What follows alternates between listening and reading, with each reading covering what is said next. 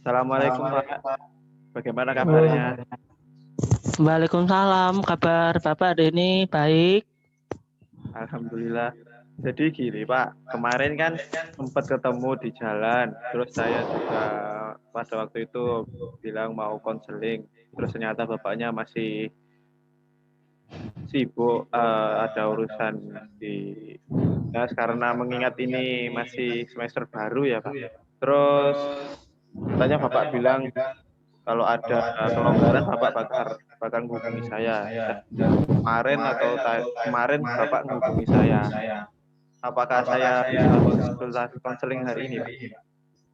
Oke, hari ini Bapak bisa konseling dengan kamu, Nak. Cuma untuk batasan waktu kita batasi 30 menit sampai 1 jam karena dikarenakan hari ini sebetulnya itu Bapak ada acara, cuma acaranya nanti agak siang.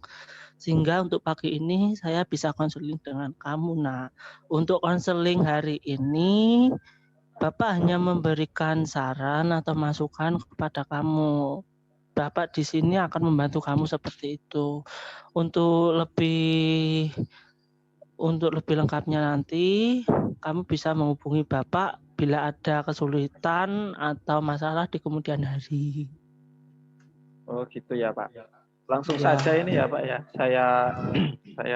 Saya konseling.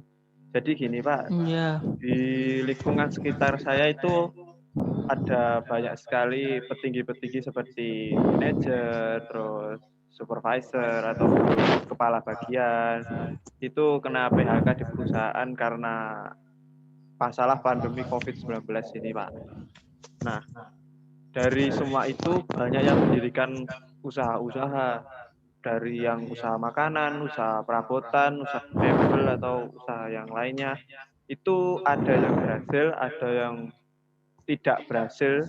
Nah, kalau seumpama saya lulus ini, saya mau membuka usaha, kira-kira apa yang harus saya persiapkan, Pak? Oke, berarti kamu itu mau mengerti apa sih strategi maupun ya macam-macamnya dalam dalam dunia usaha seperti itu. Jadi bagaimana sih strategi saat awal memulai bisnis atau mulai usaha seperti itu ya? Ya, Pak, kurang lebih seperti itu. Oke, kalau untuk faktor akademik sih Bapak tidak melakukan kamu karena kamu ranking 1 paralel se-SMA ini. Jadi kamu untuk masalah akademik pastinya kamu sudah bisa, tapi untuk masalah dunia kerja atau dunia usaha itu yang Bapak khawatirkan. Untuk dunia usaha ini sebenarnya itu ada banyak strategi yang bisa kamu terapkan. Tapi untuk memasuki dunia usaha, kamu itu harus mempersiapkan beberapa hal. Ada 3 hal, yaitu yang pertama itu kamu akan mempersiapkan mental, yang kedua adalah sikap, yang ketiga itu adalah spiritual, seperti itu. Kalau mental itu kira-kira saya harus bagaimana ya Pak? Kalau mental itu ada banyak sekali kalau dipecah. Yang pertama itu kamu tidak boleh gengsi terhadap orang lain seperti itu. Yang kedua, kamu tidak boleh malu saat menjalankan dunia usaha maupun bisnis kamu. Lalu yang ketiga, percaya diri seperti itu agar usaha kamu itu bisa lebih maju lagi. Terus yang keempat itu jangan berpikiran pesimis, tapi berpikiranlah optimis bahwa saya yakin usaha saya ini lancar, bagus, baik, dan kedepannya saya akan sukses di usaha ini. Seperti itu. Oh, seperti itu ya Pak. Kalau sikap bagaimana Pak?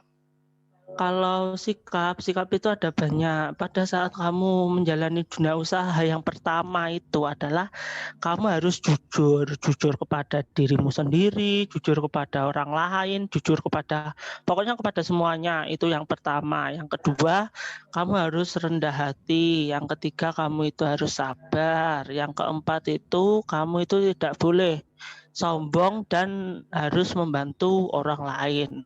Seperti itu. Lalu yang terakhir spiritual itu saya harus sholat 5 waktu atau apakah ada saran lain, Pak?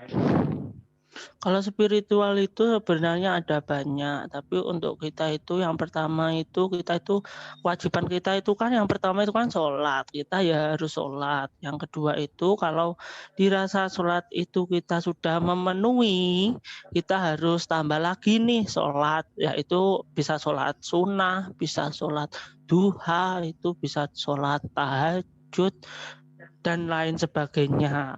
Kalau dirasa semua itu sudah, lah kita baru ke sedekah karena menyedekahkan harta ke orang lain itu akan membuat beberapa hal baik itu diterima oleh kita. Seperti kalau kita menyedekahkan beberapa uang dari hasil kita usaha, insya Allah usaha kita itu akan lancar, baik, tidak ada hambatan dan sebagainya itu. Lalu Bapak tambah lagi ya, tadi ke sikap itu kamu itu juga harus bersikap baik, tidak boleh membeda-bedakan orang lain. Kalau ada customer kamu atau pembeli kamu itu yang mempunyai yang berpakaian atau mempunyai atau tidak mempunyai motor atau dan sebagainya, kamu itu harus melayani dengan baik, jangan membeda-bedakan orang seperti itu. Iya, seperti itu, Pak. Iya. Terus di sini kan saya ada salah satu tetangga saya yang sukses, Pak. Apa yang saya harus lakukan supaya saya bisa mencontoh beliau? Lah, kamu bisa menggunakan beberapa teknik seperti kamu bisa menggunakan mengamati orang itu atau kamu bisa melakukan ya sekiranya kamu ngobrol-ngobrol ringan atau sharing atau wawancara seperti itu. Tapi kalau untuk kamu belak-belakan, kamu ingin wawancara, Pak saya ingin wawancara gini-gini sebagainya.